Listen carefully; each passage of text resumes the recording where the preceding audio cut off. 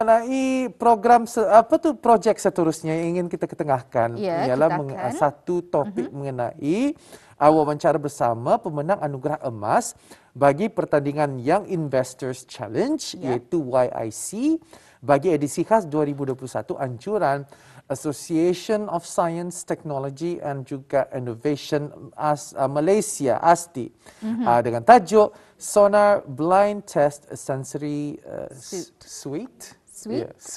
Okay, sweet. Jadi kita ni akan ikuti bersama kedua narasumber kita merupakan Yang Mulia Nurul Faiza binti Yaakob, seorang pegawai pendidikan dan guru pengawas di Sekolah Menengah Brakas, dan narasumber kita yang kedua adalah Yang Mulia Muhammad Syaukani bin Haji Hasnul Fikri, merupakan seorang wakil suana pencipta projek penuntut Sekolah Menengah Brakas. Tapi sebelum kita ni teruskan sesi wawancara kita, akan kita ikuti bersama satu bahan visual dan kita akan kembali selepas ini. Assalamualaikum warahmatullahi wabarakatuh. Hello, my name is Muhammad Syaukani bin Haji Hasnul Fikri and I am the project creator. My name is Tawangful Nur Wafi bin Pangeran Nur Syamsi and I am the project designer. My name is Muhammad Aiman Adilin bin Hamidun and I am the project designer. My name is Aiman Izan bin Zakaria and I am the programmer for the project BAFS.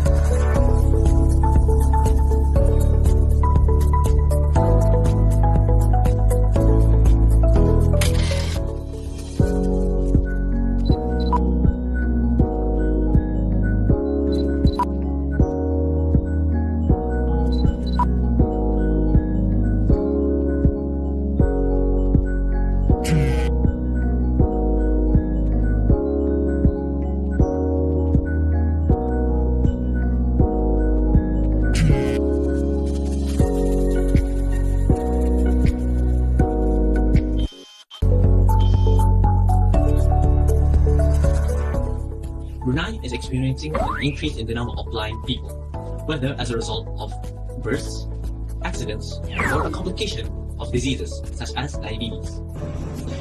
Getting around can be a significant challenge for some individuals and have a significant impact on their independence. They encounter daily difficulties with orientation and mobility in their environment. Our project is called Blind Assist Sensory Suit, or in short, BUS. And it is an innovative product that assists the blind and the visually impaired individuals maneuver around obstacles when they are moving from their current location to another. The objective of the project is to interconnect 3 themes from the United Nations Sustainable Development Goals, which are Goal 3 on good health and well-being, Goal 10 on reducing inequality for the blind, and Goal 17 on partnerships for the project's goal. BAS is a wearable technological suit that is actually inspired by the way bats navigate easily via echolocation. The prerequisite of BAS is that it must be easy and comfortable to wear, capable of detecting obstacles accurately and efficiently while requiring minimal training to operate. Another objective is to create a robust architectural model for assistive technologies that leverage on the Internet of Things (IoT), as well as to characterize the capabilities and limitations in real-world environments. Navigation mode for both indoor and outdoor environment. Operation mode. Sensory unit and power supply are equipped in the suit. External power supply to be used when required. Functionality. Obstacle detection and avoidance using ultrasonic sensors. Localization using GPS. GSM camera and mobile smart device application. Material list. Leather jacket. Microcontroller. Ultrasonic sensor. Vibrating motors. GPS module. GSM Wi-Fi camera module. Here are some blind assistance technology available on the market. With Ultra Chain. Sound Foresight Technology Ultra Chain. LSS Mini Guide. In comparison with other assistive technology available, ours is made wearable and capable of detecting obstacles at a 360 degrees all-around angle. A unique feature of BAS is its ability to be located via GPS using a Bing-based smartphone application, as well as the integration of a camera to enabling family members to monitor their loved ones.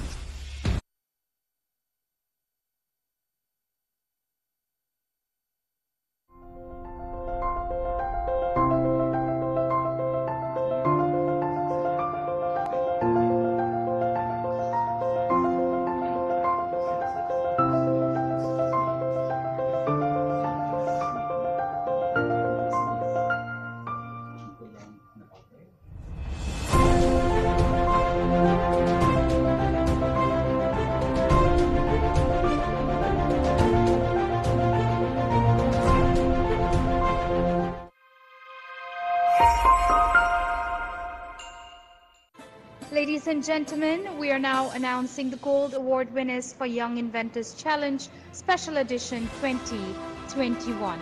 Here we go. Team Sonar from Sekolah Menengah Berakas, Brunei. Congratulations.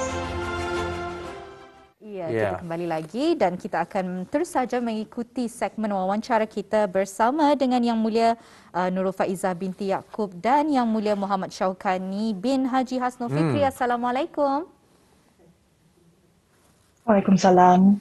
Yang paling penting kita ucapkan tahniah kepada kedua-duanya kerana memenangi award ini. Mungkin cikgu dapat ceritakan sedikitlah tentang projek ini. Silakan. Okey. Saya Nurul Faizah daripada Sekolah Menengah Berakas. Terlebih dahulu saya ingin menyatakan bahawa saya hanya salah seorang daripada 4 guru pengawas dari Sekolah Menengah Berakas yang terlibat dalam projek ini. ASTI atau The Association of Science, Technology and Innovation ialah penganjur bagi pertandingan YIC, Young Inventors Challenge dari negara jiran Malaysia. Salah satu objektif pertandingan ini diadakan adalah untuk melahirkan pencipta atau innovator muda untuk generasi masa hadapan. Pertandingan ini berjaya menarik minat sekolah-sekolah dari negara Asia termasuk juga Australia dan Afrika Selatan. Young Inventors Challenge telah disenarai pendekkan ke dalam 10% teratas projek inovatif terbaik di dunia untuk penuntut kategori K12 oleh Agensi Penarafan QS Antarabangsa pada tahun 2019. Dan ini diikuti dengan pengiktirafan sebagai 10 projek terbaik di dunia untuk program alumni IVLP Amerika Syarikat pada tahun 2020. Untuk makluman juga, pertandingan YIC ini telah berlangsung sejak tahun 2006. Walau bagaimanapun, YIC Special Edition ini telah diadakan untuk kali kedua disebabkan oleh penularan pandemik COVID-19 dan pertandingan ini telah ditukar formatnya kepada secara maya ataupun online. Alhamdulillah, ini adalah kali ketiga Sekolah Menengah Berakas menyertai pertandingan ini, yang mana pada tahun pertama, pada tahun 2019, Sekolah Menengah Berakas tidak berjaya untuk memasuki peringkat awal. Walau bagaimanapun, Sekolah Menengah Berakas mencuba lagi pada tahun seterusnya, pada tahun 2020, dan telah menghantar satu kumpulan iaitu Team Sublime dan telah berjaya memasuki top 20 daripada 333 entry dan seterusnya meraih Bronze Award. Manakala pada tahun ketiga ini, tahun 2021, Sekolah Menengah Berakas telah menghantar 3 kumpulan. Ketiga-tiga kumpulan telah layak memasuki ke peringkat-peringkat seterusnya. Hanya tim Sonar yang telah berjaya mara ke peringkat akhir iaitu top 20 daripada 283 entry dan mendapat Gold Awards untuk pertandingan YIC tahun ini. Jadi itulah ya sedikit sebanyak yang dikongsikan mengenai dengan latar belakang YIC ini dan mungkin soalan seterusnya dapat diajukan kepada Yang Mulia Muhammad Syaukani. Apa sebenarnya ni yang dimaksudkan dengan Blind Assist Sensory Suite? Mungkin suite ke suite kali. Mungkin boleh dijelaskan. Pakaian sebenarnya tadi macam suite, rupanya suite. Okey. Jadi bagaimana? Mungkin boleh diterangkan sedikit sebanyak, silakan. Blind Assist Sensory Suit is a suit. Pakaian. Tapi it is equipped with technology that was created to help the blind and the visually impaired. Our project is dedicated to help the blind and visually impaired through two main ways. The first, the safety of the user. The second is the user slowly gaining independency. The suit is equipped with sensors which can detect its surrounding 360 degrees. Yeah. When the sensors detect an object or obstructions, Yeah. it will relay signals of vibrating micromotor, which is strategically placed on the suit. Hence, the user will know that there are objects or obstructions ahead or around them. Projek ini bukanlah bertujuan untuk mengenapikan atau menyingkirkan penggunaan white cane, tongkat biasa. Akan tetapi, ia adalah sebagai penambahbaikan keupayaan individu berkelainan upaya supaya akan dapat menjadi lebih bebas untuk bergerak kerana alat ini membolehkan mereka lebih peka dengan persekitaran mereka. Ya. Ya. Jadi kalau kita ni melihat dalam pertandingan ini, mungkin soalan ini boleh ditanyakan kepada yang mulia cikgu ya. Betul. Apa sebenarnya yang mendorong cikgu dan pelajar-pelajar untuk menyertai, dan mungkin dapat dijelaskan juga bagaimana proses pemilihan? Mungkin satu persaingan yang singkat, bagaimana? Antara sebab mengikuti pertandingan YC ini adalah untuk menyahut cabaran mengikuti pertandingan bertaraf antarabangsa. Pertandingan ini juga digunakan sebagai platform untuk mengajar penuntut di luar kaedah persekolahan, seperti mengajar penuntut untuk menggunakan kaedah saintifik yang boleh menjadi penyumbang paling penting kepada seorang saintis muda. Ianya digunakan untuk membangun kemahiran pengurusan, memperolehi kemahiran penyelidikan, mengasah kemahiran berbicara di khalayak ramai, memahami isu etika masa kini dan juga meneroka kejayaan melalui pendidikan STEAM. Ada beberapa kriteria yang perlu ada pada pelajar. Antaranya ialah mempunyai perasaan ingin tahu yang tinggi dan mendalam, dan juga memiliki kemahuan mencuba sesuatu yang baru.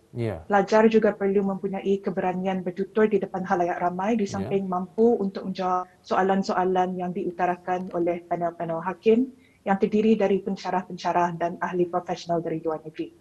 Pelajar-pelajar ini juga perlu kuat untuk membuat penambahbaikan terhadap produk mereka pada setiap masa, serta meningkatkan kemahiran berkomunikasi di dalam bahasa Inggeris di depan panel antarabangsa. Ya. Itu tadi salah satu penjelasan daripada cikgu ya. Dan sekarang kita akan bertanya lagi kepada Muhammad Syawkani. Macam mana agaknya tercetus idea ini, dan agaknya untuk projek ini dijalankan berapa lama?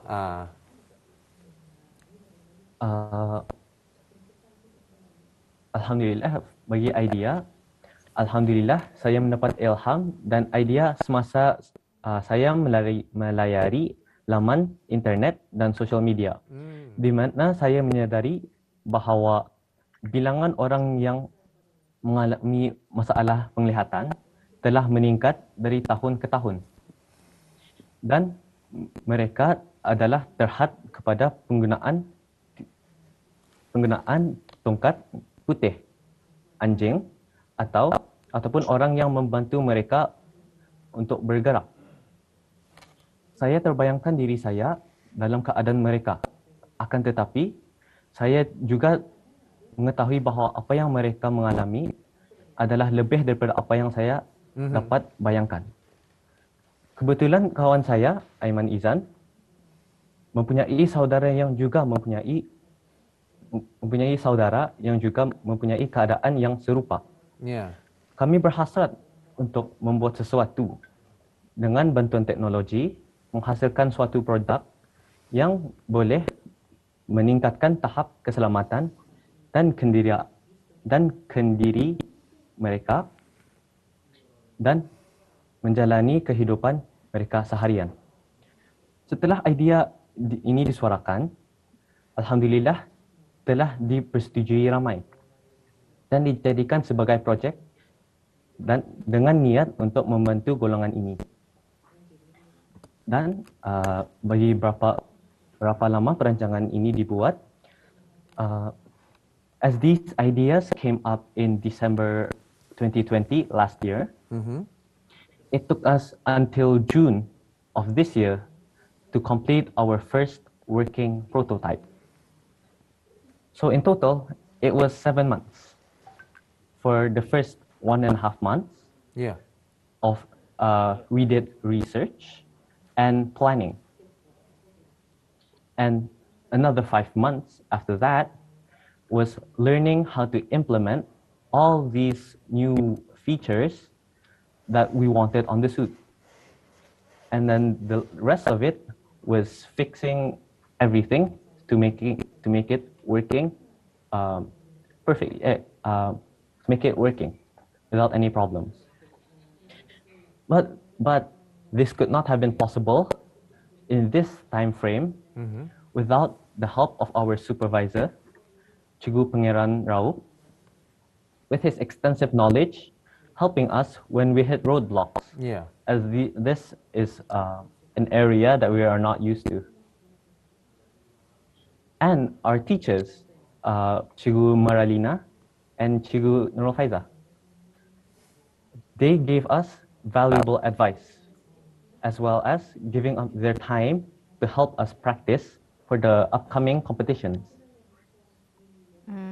Jadi begitulah ya, kalau sedikit sebanyak dikongsikan mengenai bagaimana tercetusnya idea mencipta suit tersebut. Jadi tentunya dalam apa jua dilakukan tidak akan pernah terlepas dari cabaran dan dugaan dan sebagainya. Jadi mungkin Yang Mulia Cikgu dapat menjelaskan kalau sekiranya ada apa-apa cabaran yang dilalui sepanjang program ini dijalankan dan juga apa persediaan yang dilakukan ketika sesi latihan dan sebagainya. Mungkin dapat dijelaskan sedikit sebanyak, silakan.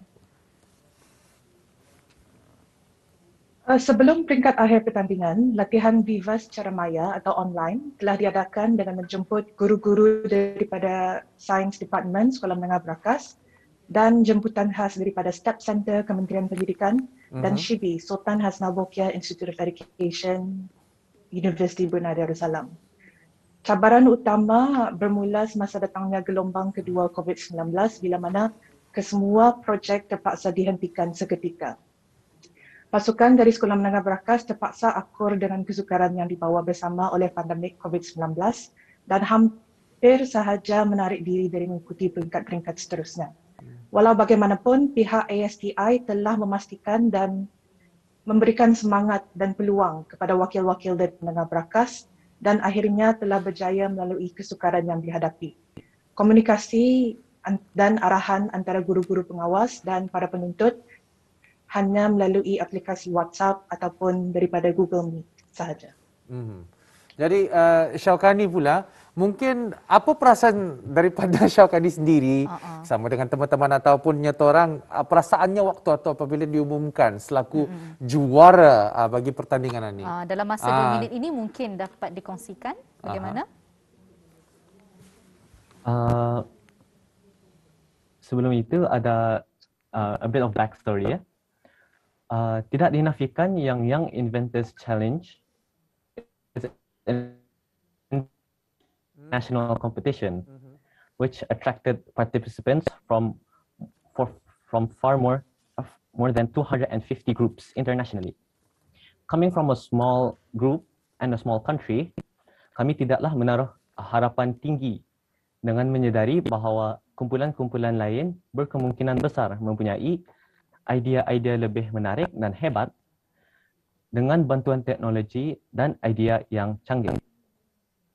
However, kami telah berusaha bersungguh-sungguh bagi menjayakan projek ini without forgetting that we are representing not just Sekolah Menengah Berakas, but we are also representing our beloved country, negara Brunei Darussalam.